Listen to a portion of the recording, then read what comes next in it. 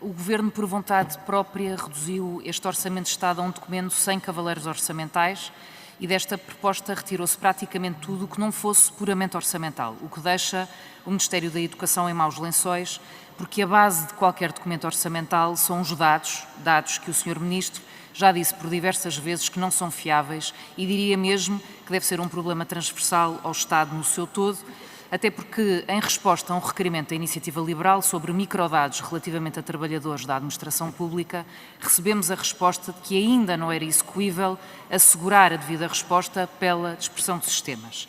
Hoje estamos a falar de um orçamento no Ministério que assume, e bem, que há discrepâncias entre número de contratados e salários pagos. Em resposta a mais um requerimento da Iniciativa Liberal, o Ministério referiu que, e passo a citar, herdou uma estrutura pesada, burocrática, que não permitia concretizar a visão do Governo para o sistema educativo. Em particular, herdou sistemas de informação desintegrados e uma ausência de dados fiáveis para gestão e planeamento e, portanto, mais uma vez, não era execuível termos a resposta.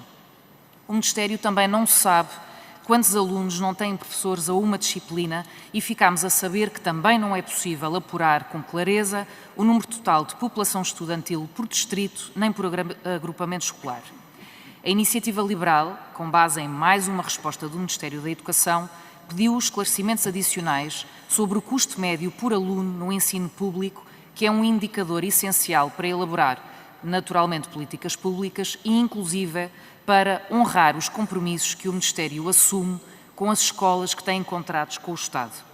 A informação que nos foi facultada não corresponde ao valor que consta numa plataforma financiada pelo Estado e não se enquadra nos valores publicados pela OCDE, que tem o contributo do próprio Ministério da Educação. Em suma, esta discussão sobre este Orçamento de Estado é particularmente difícil quando o Governo efetivamente não sabe o básico, por se ver confrontado, no caso do Ministério da Educação, com mais de 300 aplicações, como o Sr. Ministro também o referiu publicamente. Na nota explicativa do Ministério, reconhece que a monitorização centralizada é essencial e que, sem informação robusta e flexível, é muito difícil haver uma gestão eficaz relativamente aos decisores políticos e nós não poderíamos estar mais de acordo com esta afirmação. E posto isto, passo às perguntas. Saber qual é o custo médio por aluno no ensino público usado como cálculo a este Orçamento de Estado? Quando é que vamos ter as plataformas que possibilitam a integração ou a plataforma que possibilita a integração de toda a informação que mencionei previamente?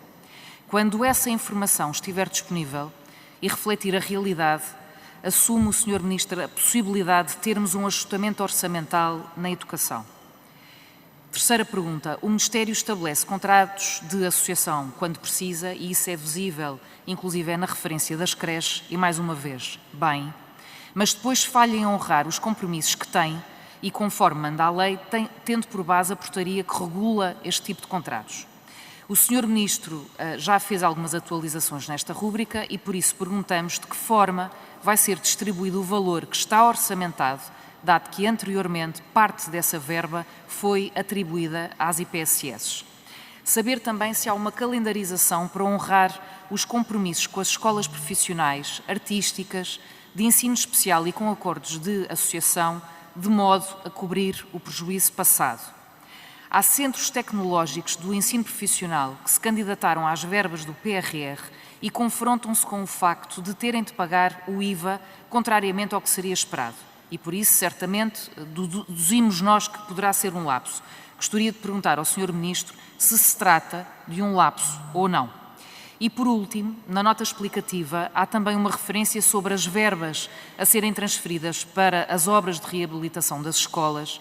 No entanto, o valor e o descritivo são opacos e não se percebe se este valor vai contemplar as despesas que algumas autarquias já assumiram através de empréstimo que pediram de modo a adiantar estas obras, que não são da responsabilidade do Estado Central. Como sabe o Sr. Ministro, este é um compromisso muito antigo e faz parte de uma descentralização que, na ótica da Iniciativa Liberal, foi extremamente mal feita e, portanto, não cabe aos municípios, às autarquias, serem os tesoureiros do Estado e, mais uma vez, reforço, aqueles que, não tendo escapatória e tendo essa capacidade de se financiarem junto da banca, quem é que vai suportar o custo dos juros desses empréstimos que deveriam, no fundo, não acontecer porque o Estado Central é que tem a responsabilidade de financiar essas obras. Muito obrigada. Muito obrigado, Sra. Deputada. Passo ao Sr. Ministro para responder. Sr. Ministro, tem 6 minutos. Muito obrigado, Sr. Presidente. Muito obrigado, Sra. Deputada Angélica Teresa. Os sistemas de informação, como a Sra. Deputada sabe certamente, não se constroem de um dia para o outro. E para termos a informação, nós podemos dar muita informação, mas com todos os problemas que existiram em relação, nomeadamente, ao número de alunos, quando nós dermos o número de alunos sem aulas, nós vamos dar números que são rigorosos, com as medidas que importam para, de facto, percebermos o que é a perda de aprendizagens que resulta de termos alunos sem aulas. E por isso, nós faremos isso, o prazo que nós temos para isso será neste ano letivo, no caso dos alunos sem aulas, é um compromisso que eu já assumi. Os sistemas de informação, o nosso objetivo é, de facto, que em 2 anos tenhamos um novo sistema de informação do Ministério e já temos o plano estratégico, já está a ser implementado e, por isso, em 2 anos, eu penso que nós teremos aqui uma reforma muito significativa e que mudará completamente a forma como monitorizamos e como gerimos o nosso sistema educativo. Só para terem uma ideia, nós, o ano passado, tivemos o portal das matrículas com problemas, talvez se lembrem, eu pedi publicamente desculpa 2 vezes por isso, embora tivesse acabado de chegar ao Governo, mas quando as famílias são claramente prejudicadas pela falha do Estado, quem tem responsabilidades políticas deve assumi-las. Estamos a falar de abril, maio, eu cheguei em abril, obviamente não tinha responsabilidade nenhuma, mas este ano o portal das matrículas não foi notícia. E porquê? Porque funcionou. Mas o portal das matrículas continua a ter um problema. É que o portal das matrículas é só para as escolas públicas. O que é que se quer dizer? Quer dizer que nós não conseguimos, Sra. Deputada, sequer monitorizar todos os alunos em escolaridade obrigatória. E para isso vamos mudar a lei. E vamos tornar obrigatória a matrícula no portal das matrículas de todos os alunos da escolaridade obrigatória. Porque é a única forma de monitorizar, por exemplo, o abandono escolar. E de sabermos, de facto, onde é que estão os alunos. Por exemplo, no pré-escolar, para ter uma ideia, as nossas estimativas das necessidades de pré-escolar são muito, muito imprecisas. Porquê? Porque as famílias que inscrevem as suas crianças no pré-escolar, muitas delas, concluímos nós em interação com as autarquias, de facto já tinham um lugar num infantário, num jardim infantil.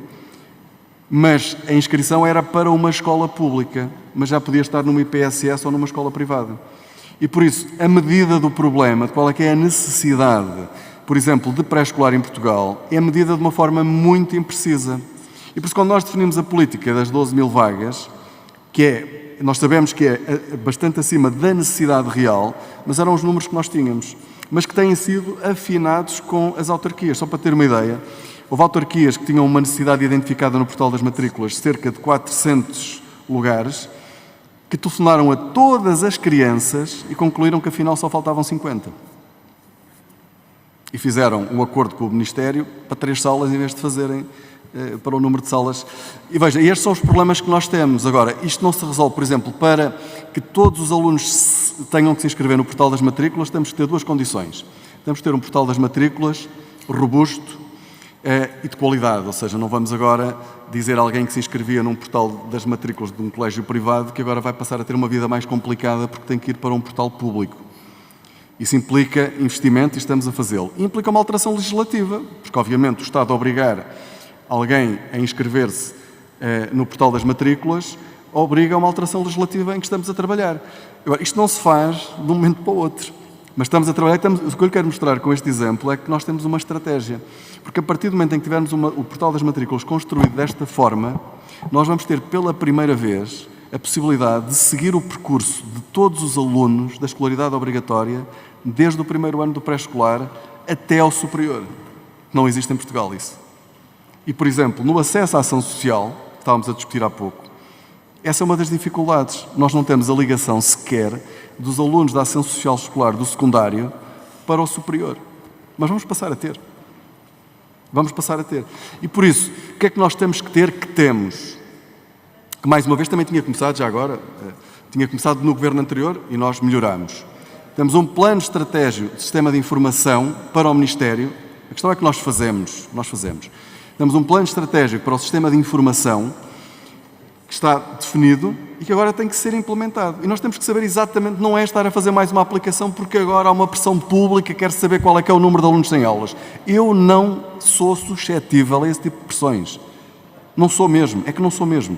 Aquilo que eu vou entregar é um sistema de informação coerente, consistente, definitivo, para calcular as métricas que são importantes para o número de alunos sem aulas e não para dar uma resposta a alguém que vem berrar aqui para o Parlamento ou para a praça pública que quer saber qual é que é o número de alunos sem aulas, porque se calhar sente que andou a ser enganado durante anos pensando que sabia uma coisa que afinal não sabia.